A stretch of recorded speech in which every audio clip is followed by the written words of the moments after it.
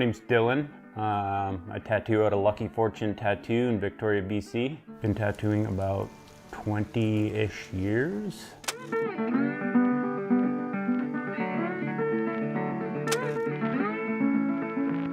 Yeah, so in my 20s, I was kind of just working all sorts of shitty jobs and didn't really know what I wanted to do. So I went to art school. I went to Langara over in Vancouver. I signed up for the fine arts program. Halfway through art school, I was like, I don't know about this art stuff. You know, I'm not really a fine artist.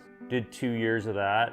And at that time I was getting tattooed by Jamer at Government Street Tattoo. And I was kind of like, yeah, I don't really know if this like fine art stuff is for me, you know. I was like more into like, skulls and snakes with daggers through their heads and shit like that, you know, like stuff for like dumb people, like not, you know, like not smart people fine art. Like that's just wasn't for me, you know.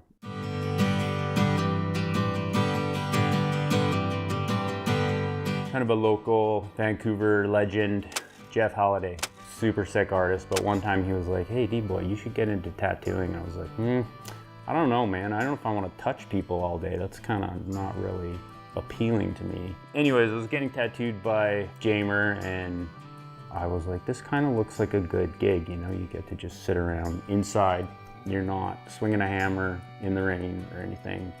This looks like a good gig, like sit around with your buddies, draw wizards or skulls or grim reapers or whatever. I was kind of like, you know, maybe this is a good gig. Like, I don't really know how to go about getting into it or whatever, but I think the first tattoos I did were at my buddy Billy's house in his kitchen.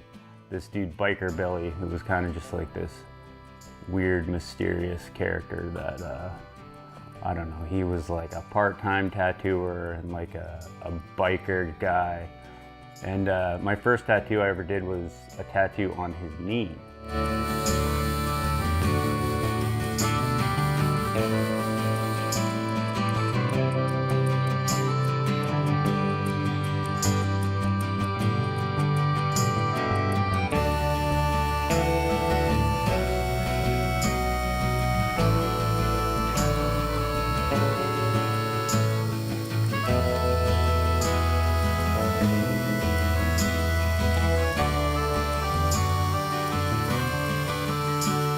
Yeah, ended up moving to Montreal and quit the art school. I remember Jamer was like, as soon as you get to Montreal, you gotta go to Point St. Charles Tattoo. You gotta find an old guy named Tony Danessa, see if he still does those $20 names. And so I found him. I went to Point St. Charles, found Tony Danessa, who's like this legendary old tattooer from New York. And I went in there and I said, hey, Tony, do you still do those $20 names? And he says to me, he goes, nope, they're $30 now. And I said, oh, okay, well, I'll still get one. So I got a name, a really, really incredible tattoo from him.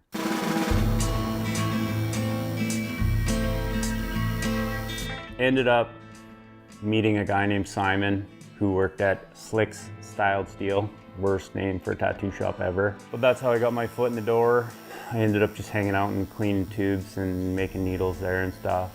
Didn't end up tattooing at Slick's Styled Steel, so I was looking around for other shops to tattoo at and ended up tattooing at High Times, a bong shop slash tattoo shop slash, I don't know, head shop.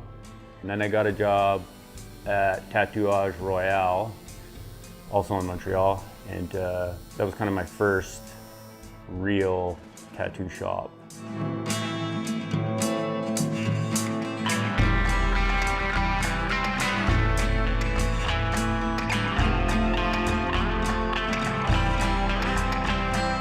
And around that time, Jamer was still out here at Government Street Tattoo, and he was seeing my work on like MySpace and stuff, and I guess he noticed that I was like getting half decent at tattooing and was like, hey Dboy, you ever want to move back out here? You can come work in my shop. Fuck yeah, dude. I'd definitely take you up on that.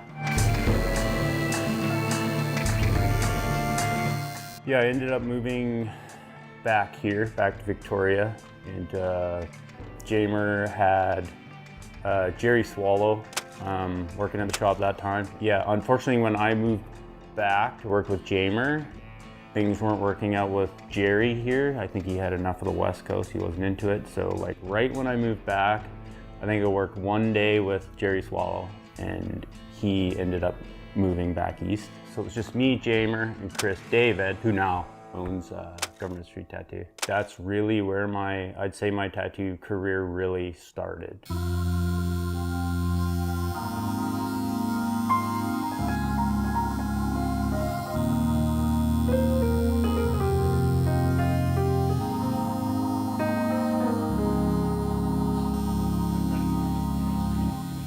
Jamer was a super obsessive guy. Like, he was like, Dboy, you're not allowed to draw at home. You got to do all your homework here at the shop. We got to do it together, and you know, you got to be here constantly and just draw your ass off. And okay, dude, yeah, no problem. He was really hard on me. We would sort of have competitions to see who could stay latest at night, you know? Like if you left early, if you left like at 9 p.m., like you lose. Like we would stay and draw till 1 in the morning, 3 in the morning, and you know, it was like an actual competition. Like if you leave, you're a loser.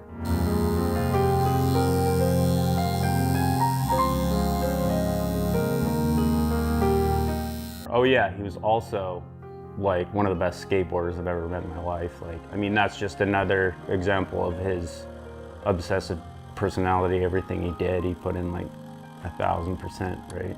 Super funny, smart guy. Too smart, really. One of those people is like too smart for their own good. Totally insane, fucking hilarious. Yeah, R.I.P. Jamer.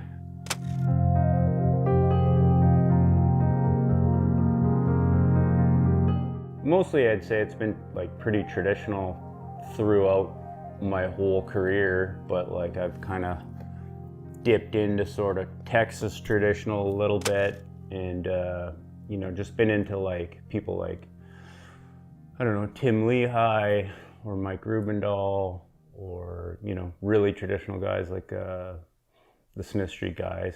Like I prefer to do fairly traditional stuff, but I enjoy doing, you know, all sorts of stuff that's sort of mixed with like Japanese and American traditional. The stuff I do best is when I sort of stick to the traditional guidelines. You know, I'm happiest with the product when it sort of follows traditional rules, you know. An outline, black shading, a few colors, nothing too crazy. Like I don't really paint for art. I paint to put stuff on the walls for people to get tattooed because it's my job. That's what Flash is for. It is an enjoyable process for sure. Like I enjoy it. It's kind of meditative when I do it, and it is gratifying. And occasionally, I guess I'll paint something for fun, you know, and I'll draw some dumb stuff for fun. I paint stuff for the walls, and I'll sort of leave it on the walls for a while, and then we'll just sort of cycle through it and be like, kind of sick of looking at that. You know, maybe people are sick of looking at it too. People who come in here regularly want to see some new stuff on the walls, so once in a while we redecorate and put up some new stuff.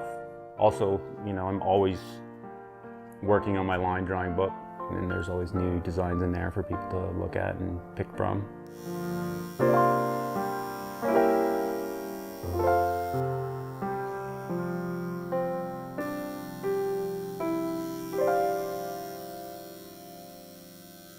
8.5 years ago, I opened up this place. I was partners with Chris David at Government Street for a while, and we decided to go our separate ways. And I kind of just wanted a smaller, more mellow zone anyways. Not far from Government Street Tattoo, it's only like 2 or 3 blocks away. Still in Chinatown, which was kind of, you know, important to me. I wanted to stay in my zone, or close to it, right?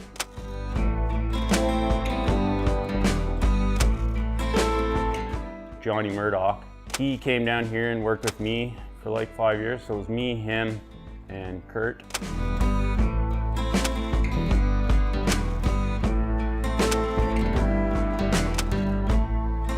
And that was a really good 5 years. Working with Johnny Murdoch and Kurt was a good time. Especially Johnny Murdoch, because that guy is hilarious. Just a weird character.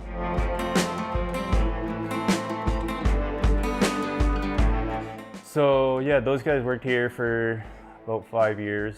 And now I've had a guy named Victor Davis from Coquitlam.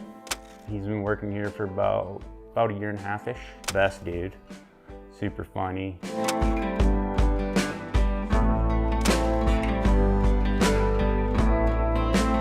Yeah, I don't know. I mean, I just want my tattoos to be seen as solid, you know, well executed, clean, well designed, laid out properly. You know, I want them to look pro. I think it's important, it was important for me. I think it's important for all tattooers really to travel around and get tattooed by, you know, some legendary tattooers out there. I got my back piece done in Washington by a guy named Jason Coons. I've been tattooed in California at Blackheads Tattoo.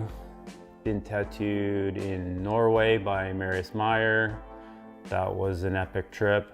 I was lucky enough to work at Rock of Ages in Texas and Pinnacle Tattoo. I got my ribs tattooed by Tony Hundal in Texas, and I got a couple other tattoos. I got a tattoo from Steve Byrne down there, like Mike Rubendahl and you know, Tim Lehigh. Pretty like hardworking, legendary staples. Yeah, I don't know, like Tim Lehigh, who worked with, you know, Ed Hardy. They've passed down this magic, you know, along through the generations, and I feel like you get a bit of that, you know, in your body when you get a tattoo from these people. It's important to like go places and absorb some of that tattoo magic that these people are a part of.